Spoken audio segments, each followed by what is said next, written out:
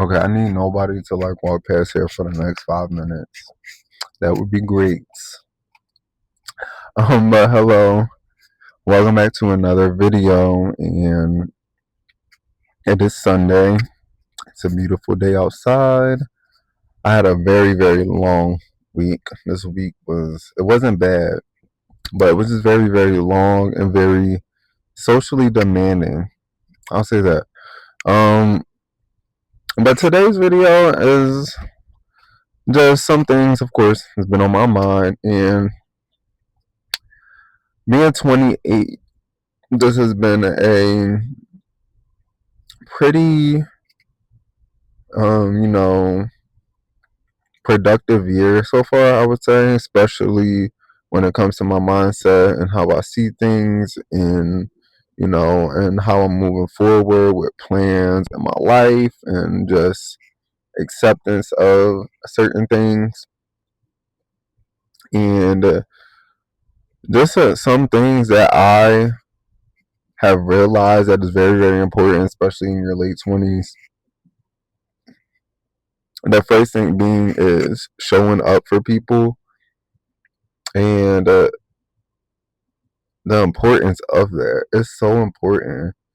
It's so important, especially as you get in your later 20s. And I know it's hard to make friends for certain people compared to others and things along those lines, but it's not hard to show up. And I know, or at least I can only assume, that people can make friends fairly easily, or I guess the average person, or people have people in their lives, that they've been friends with for a while. Or the point I'm trying to get at is I feel like a lot of friendships end, or they don't seem as fulfilling because the lack of consistency and showing up for people. Stay with me when I say that.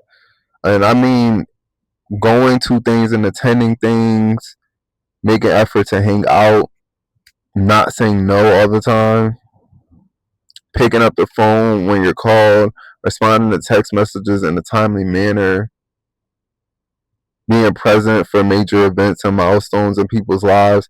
Those are the things that people remember, especially in your late 20s. And that is a period of time where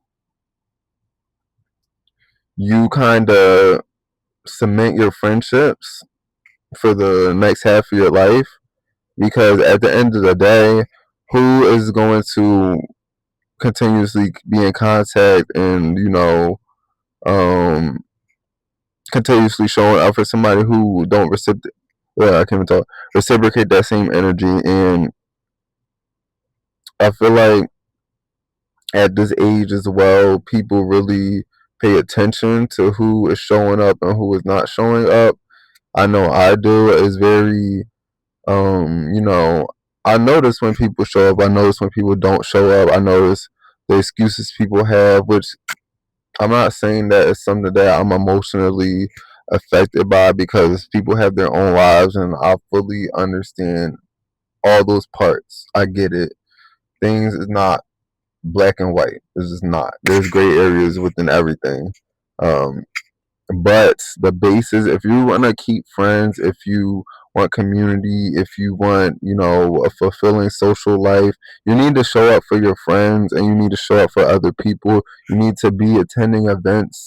No matter if you're there for an hour, a couple hours, you need to be attending things for people and showing them that, that's your little token of showing that you care. And especially, like, your personal life have a lot of different things that require your energy, but it takes a couple hours out of your week to show up for your friends or show up for a friend. Give a friend a phone call. If they invite you to an event, make it a point to go. Of course, you can't attend everything, right? Especially being an adult. That's just life, and that's just a part of being an adult. But there's a lot of things that you can move around and you can attend. The days that you're feeling like really lazy and you want to just stay in the house and you blow off a social event that you were invited to because you want to relax, which in some scenarios, okay, I get it. you need rest. But some scenarios is really nothing to just take a couple hours and go and attend your friend's event that you were invited to, and they will really appreciate seeing your face and being graced with your presence. You don't know how that will impact somebody, but that's one major thing that I realized that is it's so important to show up for people. It's so important, and even like I'll use myself as an example. I'm an introverted type of person. I really enjoy my alone time a lot, and I don't need um people around me all the time to function and thrive. I don't, but I do enjoy social interaction, and I do make it a point to be present for things for my friends. And when I'm invited to things, if I can't attend anything, is a good reason. Like it's a very valid reason, and reasons are always valid for different things, of course. But the point I'm trying to make is you gotta sacrifice some things in order to have community, in order to have friendships. You can't grow in your 30s and